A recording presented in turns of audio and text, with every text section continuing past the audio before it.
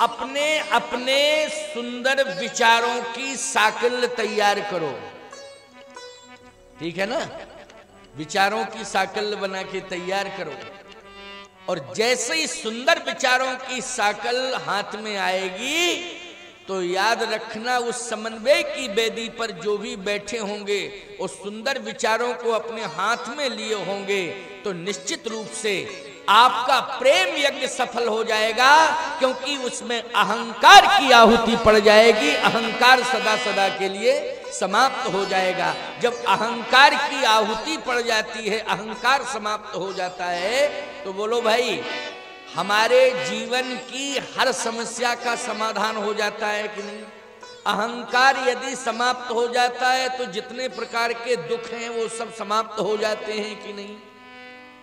ये अहंकार ही समस्या बनाए हुए है, अहंकार ही समस्या पैदा कर रहा है।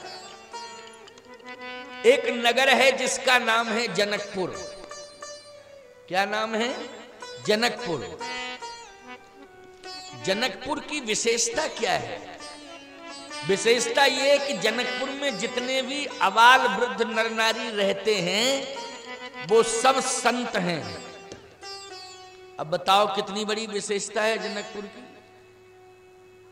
मैं नहीं कह रहा हूं, अपनी तरफ से गोस्वामी जी कह रहे हैं, पुर नर नारी सुभग सुचि संता, पुर नर नारी सुभग सुचि संता, पुर नर नारी सुभग सुचि संता, पुर नर नारी सुभग सुचि संता, धर्मशील ज्ञानी गुणवंता, धर्मशील ज्ञानी गुणवंता, धर्मशील ज्ञानी गुणवंता, धर्मशील ज्ञानी गुणवंता, पुर नर नारी सुभग सुचि संता। देखो, पुर नर नारी, नर और नारी, यहां तक कि अबाल वृद्ध नर नारी, सुचि मानी पवित्र विचारधारा के हैं, संता यानी संत हैं। बहुत से वक्ता कहते वो संता हैं। अरे चलो, हम तो संत ही कह रहे हैं, है ना। संत हैं, पवित्र विचारधारा के हैं। अब बोलो भाई, जो पवित्र विचारधारा के होते हैं वो संत होते कि नहीं होते? क्या मिथिला वाले जितने भी थे सब जटाजूट रखाए थे? हमारी समझ में तो सभी न रखाए होंगे, वहां संत तो थे। जटाजूट वाले भी संत थे, भेष वाले भी संत थे, लेकिन पुर नर नार सुभग सुचि संता, जितने भी हैं नर नारी सब संत हैं। इसका मतलब है कि सबके हृदय पवित्र हैं, सबकी विचारधारा पवित्र है, सभी के भद्र विचार हैं। इसलिए जनकपुर के अबाल वृद्ध नर नारी सभी संत हैं। बोलिए जनकपुर धाम की। ऐसा जनकपुर धाम है। जब इतने सब सुंदर दिव्य विचारधारा के जनकपुर वासी, धर्मशील, धर्मवान, शीलवान, ज्ञानवान, धर्मशील ज्ञानी गुणवंता, धर्मवान, शीलवान, गुणवान, सुचिवान, ये सारी विशेषताएं हैं जनकपुर वासियों में। लेकिन प्यारे, एक बात आपको बताएं, ऐसे जनकपुर धाम में जहां सभी पवित्र ही पवित्र हैं, वहां समस्या खड़ी हो गई। एक दुख प्रकट हो गया। दुख मानी तकलीफ जिसको कहते हो, परेशानी। अब परेशानी, ये दुख कैसे आया? कारण क्या था? क्या वहां अहंकारी लोग थे? कोई अहंकारी है ही नहीं। क्यों भैया, कहां है वहां अहंकारी? अहंकार किसमें देखने को मिल रहा है? केवल एक चर्चा जरूर आती है, धनुष के लिए संकेत किया गया कि अहंकार शिव बुद्ध अज मनसस चित्त महान। बोले अहंकार के देवता भगवान शंकर हैं, बुद्धि के देवता ब्रह्मा जी हैं और मन का देवता चंद्रमा है। बोले ये जो धनुष रखा हुआ है ये भगवान शिव का है, ये अहंकार का प्रतीक है, ऐसा लोग चर्चा कर देते हैं। तो धनुष में अहंकार, किसी ने कहा कि इसमें सिद्ध कहां हो रहा है अहंकार है, कई अकड़ा मकड़ा रहता है। अच्छा बोलो धनुष जो है मुड़ता है कि अकड़ा मकड़ा रहता है? बोलो मुड़ता है क्या? प्रत्यंचा को आप खींच सकते हैं, घटा सकते हैं, बढ़ा सकते हैं, क्यों भाई? जो प्रत्यंचा है, जो रस्सी है उसमें रस्सी, लेकिन जो रस्सी केवल रस्सी तो आगे पीछे होती है, उसमें मुलायमियत भी है रस्सी में, बोलो है कि नहीं? लेकिन जो धनुष का मूल भाग है बोलो वो अकड़ा मकड़ा रहता कि नहीं? और टेढ़ा टाड़ा अकड़ा मकड़ा। तो किसी ने कहा कि इसका आकार प्रकार टेढ़ा टाड़ा है, अकड़ा मकड़ा है, इसलिए अहंकार का प्रतीक है। अर्थ कुछ भी लगा लो, लेकिन मैं ये मानता हूं कि धनुष ने किसी प्रकार की कोई समस्या पैदा नहीं की। भले ही व्याख्याकार ये कहने लग जाएं कि इस धनुष के कारण ही तो महाराज जनक रोए हैं, इस धनुष के कारण ही ये तमाम उपद्रवी राजा इकट्ठे हुए हैं, इस धनुष के कारण ही परशुराम जी फरसा लेकर के आए, इस धनुष के कारण ही जनक को खरी खोटी सुननी पड़ी। लक्ष्मण जी ने सुनाई कि नहीं सुनाई? ये धनुष ने ही तो सब किया है। अरे धनुष की बाद की चर्चा पहले सुनिए तो। यज्ञ हो रहा है जनकपुर में, भजन हो रहा है जनकपुर में, प्रवचन हो रहा है जनकपुर में। महाराज श्री जनक जैसा ब्रह्म ज्ञानी, साधारण ब्रह्म ज्ञानी नहीं है जनक। बोले कैसे हैं? कहे जासु ज्ञान रवि, ज्ञान रवि यानी ज्ञान के सूर्य हैं। अब विचार करना, ज्ञान के दीपक नहीं है, दीपक एक सीमित प्रकाश देता है, या तो वो कमरे में होगा तो कमरे में, आंगन में पहुंच जाए तो आंगन भर में प्रकाश देगा। लेकिन जो सूर्य है, अब बताइए उसका असीमित प्रकाश है कि नहीं? कहां तक सीमा है? जहां तक नजर डालो प्रकाश ही प्रकाश। महाराज श्री जनक ज्ञान के सूर्य हैं, ज्ञान रवि, रवि मानी सूर्य और ज्ञान मानी ज्ञान, तो ज्ञान के सूर्य हैं। जासु ज्ञान रवि भवनी सिनासा, जासु ज्ञान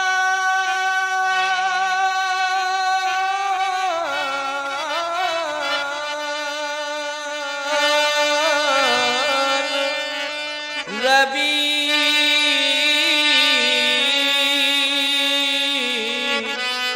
भवनी सिनासा, बचन किरण मुनि कमल विकासा,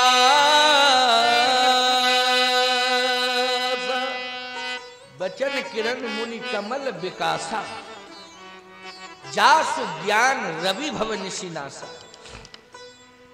ऐसे ज्ञान रवि महाराज जनक, बड़े बड़े ऋषि मुनि महात्मा जिनके यहां ब्रह्म ज्ञान की शिक्षा लेने आते हैं,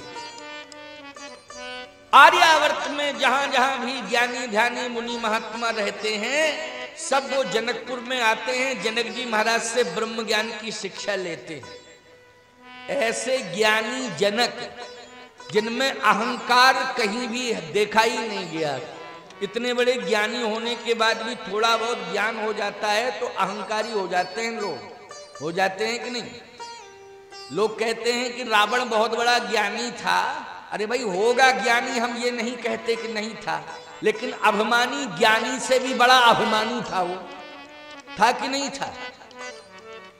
लेकिन महाराज श्री जनक जैसा ज्ञानी, मैं सत्य कहता हूं आपसे, महाराज श्री जनक जी के ज्ञान रवि, ज्ञान सूर्य के माध्यम से ऋषि मुनि महात्मा उनकी बुद्धि का विकास होता है। बोलो होता है कि नहीं? जैसे कमल बिना रवि के प्रकाश के, बिना सूर्य के प्रकाश के खिल सकता है क्या? कमल खिलता कब है? जब सूर्य का प्रकाश मिलता है तभी कमल खिलता है, और सूर्य का प्रकाश नहीं मिलता है तो कमल खिलता नहीं है। ऐसे ही जितने भी ऋषि मुनि महात्मा हैं उनका ज्ञान कमल है, कमलवत है कि नहीं? लेकिन जनक जी का ज्ञान सूर्य के समान है। और जब जनक जी के ज्ञान रवि के माध्यम से जब इन सभी महात्माओं के ऊपर शब्द आदि, ज्ञान आदि की, जहां प्रकाश आदि की छटा पहुंचती है, याद रखना वहीं पर जितने भी ऋषि मुनि महात्माओं की बुद्धि जो कमलवत है, वो महाराज श्री जनक के ज्ञान रवि के प्राप्त करते ही विकसित हो जाती है, मतलब खिल जाती है। यह है ज्ञान रवि महाराज श्री जनक की महिमा। लेकिन इतना सब कुछ होने के बाद भी जनकपुर में समस्या, दुख, परेशानी, वो परेशानी क्या थी? भूखों मरने लगे लोग, भूखों मरने लगे। क्यों? ये सबसे बड़ी समस्या है कि नहीं? जहां धार्मिक वातावरण हो वहां पर अकाल पड़ जाए, पानी ना बरसे, जहां पानी नहीं बरसता है अकाल पड़ता है, वहां लोग कहते साहब पापी पापी रह रहे हैं इसलिए पानी नहीं बरस रहा, अब मरे भूखों। लेकिन मैं एक बात कहता हूं, रावण की लंका में तो रावण जब पानी मांगता था तो मेघ तुरंत बरसाते थे, भय के कारण कि नहीं? बोलो, वरुण देवता कांपते थे और रावण कहता था हाँ देर क्यों हो रही है, क्या बात है, कांपता था, तुरंत बरसा देता था भय के कारण।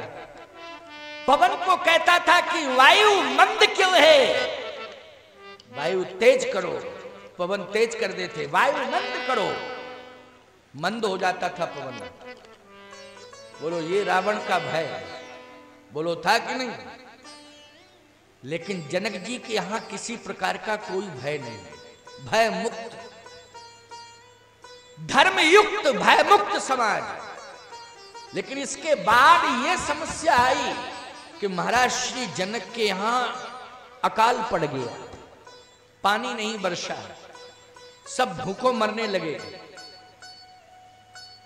अब विचारणीय प्रश्न है कि नहीं? बोलो, कि जनक के यहां अकाल पड़ा, अकाल लंका में पड़ना चाहिए था, लेकिन जनकपुर में अकाल पड़ना चाहिए था, जहां अवधपुर से भी ज्यादा महिमा मंडित है जनकपुर। लेकिन आज जनकपुर में अकाल पड़ गया है, सारी जनता भूखों मर रही है, जनक जी रो रहे हैं, जनक की प्रजा रो रही है। कौन सा कारण? कारण होगा कि कारण है, क्या कारण है?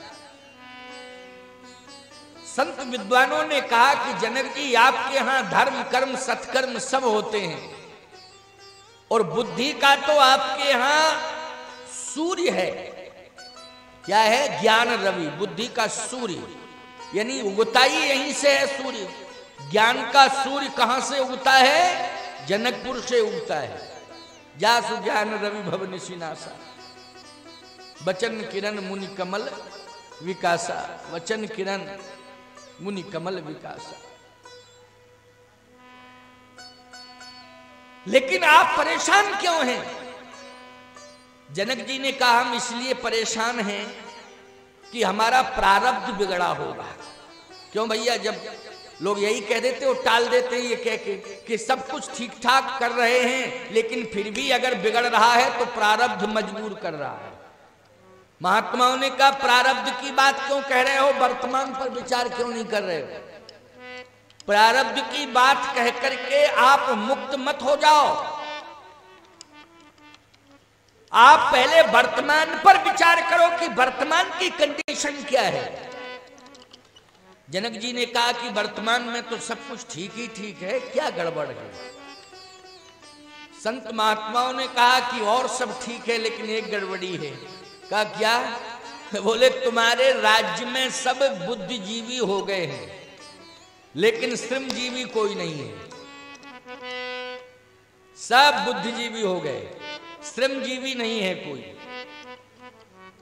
और बोलो ईमानदारी से, समाज में समाज के लोग बुद्धिजीवी हों ये बहुत अच्छी बात है, लेकिन श्रम से दूर हो जाए तो ईमानदारी से बताओ, बुद्धि भले ही बनी रहे तुम्हारे पास लेकिन समस्या बिना श्रम के बढ़ेगी कि नहीं बढ़ेगी कि घटेगी? बोलो। जैसे शरीर में रोग हो गया, अब बुद्धि ये जानती है कि रोग हो गया, बीमारी आ गई है। बुद्धि ये भी कहती है कि दवा लेना चाहिए, समय समय पर दवा लेनी चाहिए, इतने प्रकार की दवा लेनी चाहिए, ये बुद्धि कह रही है। आप समय से दवा ले रहे हैं और आपका रोग दूर नहीं हो रहा। डॉक्टर से आप कह रहे हैं कि हमारी बीमारी दूर क्यों नहीं हो रही है? कहे दवा ले रहे हो? हाँ दवा तो ले रहा हूं। परहेज कर रहे हो? कहा परहेज भी कर रहा हूं, जितना बन पड़ रहा उतना। अरे थोड़ा चलते फिरते भी हो कि नहीं? कहे नहीं, दिन भर बैठे रहते हो, रात भर सोते रहते हैं। अब बोलो भाई, सारा का सारा संतुलन बिगड़ जाएगा कि नहीं? दवा काम करेगी क्या? जो लोग लेटे रहते हैं, सोते रहते हैं और दवा खाते रहते हैं, एक एक अंग उनके जकड़ जाते हैं, अकड़ जाते हैं, मकड़ जाते हैं। बोलो, निष्क्रिय हो जाते हैं कि नहीं? यहां तक डॉक्टर कहता है कि उठने की क्षमता नहीं है तो थोड़ा थोड़ा पैर लेटे ही लेटे हिलाओ, हाथ भी थोड़ा थोड़ा लेटे ही लेटे हिलाओ। बोलो, कहते कि नहीं श्रम करने के लिए? कहने का तात्पर्य मेरा यह है कि बुद्धिजीवी तुम कितने ही बड़े क्यों ना हो जाओ, लेकिन तुम्हें श्रमजीवी बनना पड़ेगा। और श्रमजीवी तुम कितने ही बड़े क्यों ना हो जाओ, तुम्हें बुद्धिजीवी बनना पड़ेगा। बुद्धि और श्रम का समन्वय होना चाहिए। केवल बुद्धिजीवी बनने से समस्या का समाधान नहीं होगा, केवल श्रमजीवी बनने से समस्या का समाधान नहीं होगा। बुद्धि और श्रम का जब तक समन्वय नहीं हो जाएगा तब तक समस्याओं से समाधान हो ही नहीं सकता है। इसलिए बुद्धि और श्रम का समन्वय होना चाहिए। जनक जी, आपके यहां समन्वय का अभाव है। और मैंने आपको क्या बताया था? समन्वय की वेदी बनना चाहिए। प्रारंभ किया था प्रवचन, यहीं से तो प्रारंभ किया। इस घर के अंदर समन्वय की वेदी का निर्माण हो, तब समस्या का समाधान होगा। तो जनक जी, अभी श्रम का अभाव है और जब तक श्रम नहीं करोगे तब तक समाधान नहीं होगा। अब प्यारे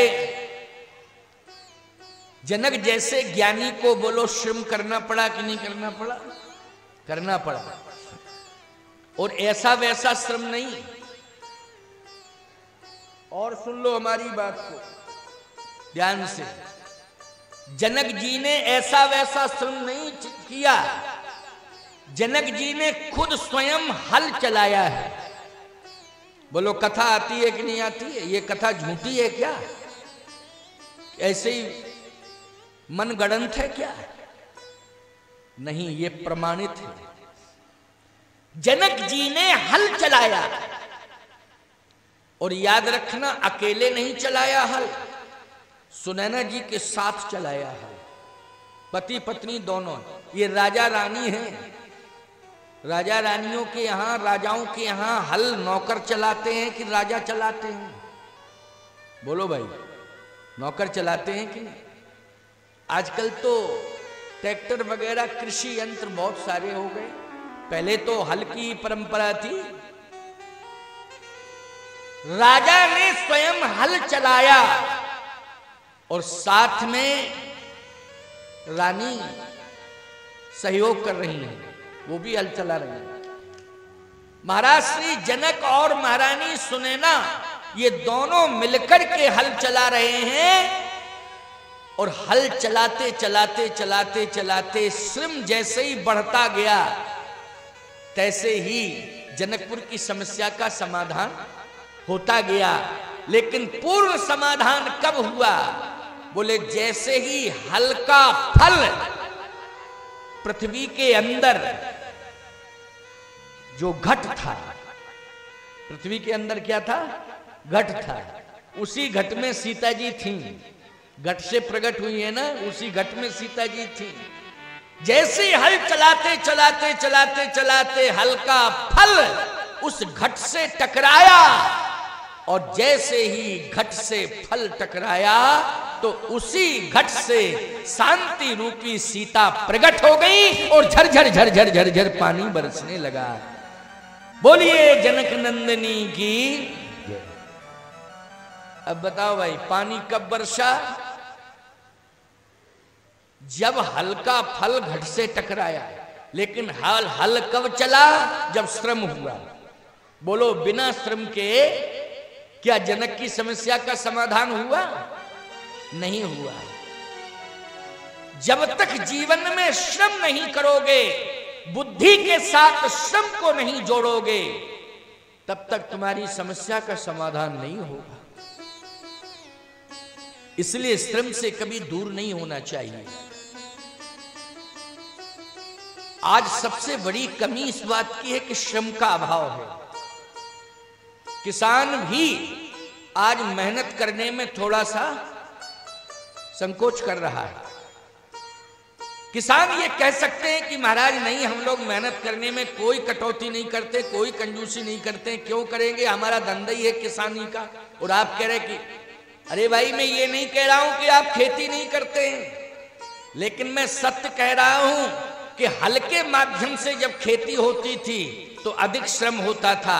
अब कृषि यंत्रों के माध्यम से खेती होती है तो क्या उतना श्रम होता है? विवेक ज्यादा लगता है, उसमें श्रम कम लगता है। बोलो विवेक ज्यादा लगता है कि नहीं?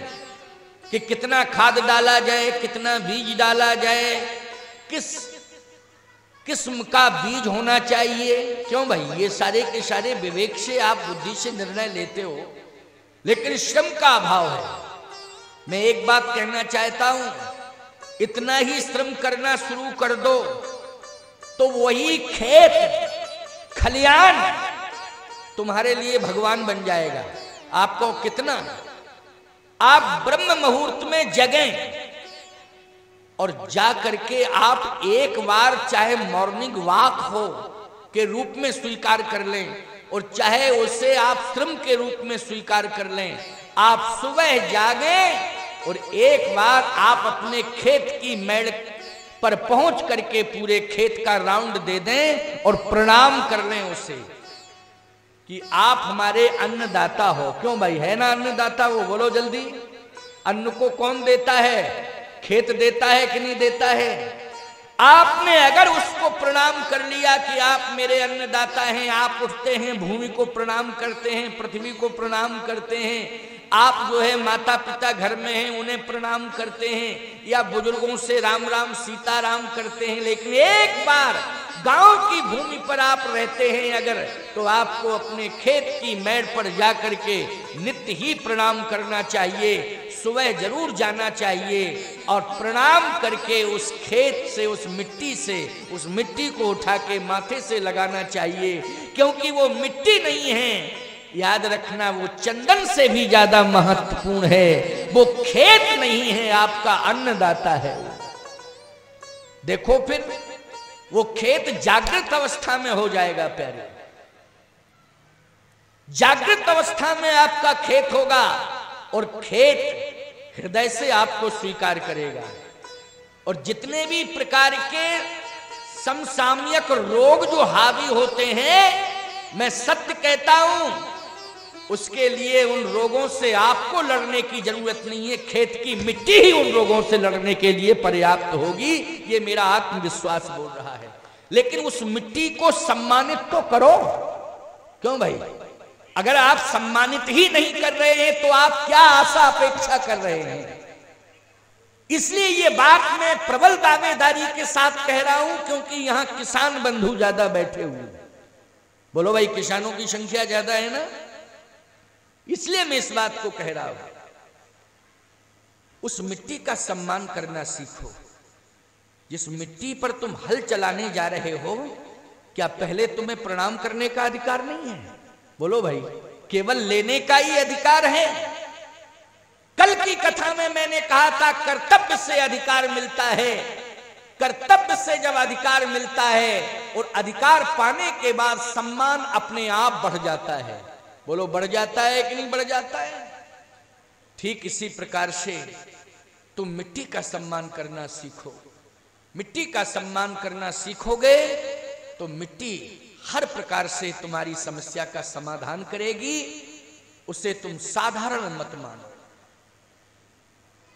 मैं सत्य कह रहा हूं आपसे कि आज इस पीठ पर मैं बैठा हूं, कामदगिरि पीठ पर, एक पर्वत के रूप में है वो। बोलो, जो आकार प्रकार दिखाई देता है, परिक्रमा आप लोग करते हो, पर्वत के रूप में है कि नहीं? लेकिन हम पर्वत नहीं मानते हैं, हम परमात्मा मानते हैं। बोलो, मानते हैं कि नहीं? और हम साष्टांग, जागते ही साष्टांग प्रणाम करते हैं। क्यों करते हैं? कि इस हाड़ मांस के शरीर में क्या ताकत और क्या क्षमता थी सम्मान लेने की। हे पर्वतराज कामदगिरि भगवान, आपको मैं साष्टांग प्रणाम कर रहा हूं कि जो भी मुझे सम्मान मिल रहा है वो आपके द्वारा मिल रहा है। इसलिए बार बार आपको मैं प्रणाम कर रहा हूं, अनंत बार प्रणाम कर रहा हूं। बोलो, हमें विश्वास है कि कामदगिरि भगवान मुझे हर प्रकार से संरक्षण दे रहे हैं। बोलो, दे रहे हैं कि नहीं दे रहे हैं? कौन दे रहा है मुझे संरक्षण? कामदगिरि भगवान संरक्षण दे रहे हैं। आज तुम किस पर आधारित हो? अन्न पर आधारित हो कि नहीं? अन्न किस पर आधारित है? खेती पर आधारित है। बोलो, है कि नहीं? तो जहां से हमें जीवन जीने के लिए आधार मिल रहा है, हम उसको श्रद्धा से स्वीकार करें और उसका सदा सम्मान करते रहें। ये हमारा संकल्प होना चाहिए। जनक जी को भी ऋषि मुनि महात्माओं ने यही बताया है कि तुम्हारे राज्य की समस्या का समाधान तभी होगा जब तुम श्रमजीवी बनकर के कृषि का सम्मान करो। किसका सम्मान करो? कृषि का सम्मान करो।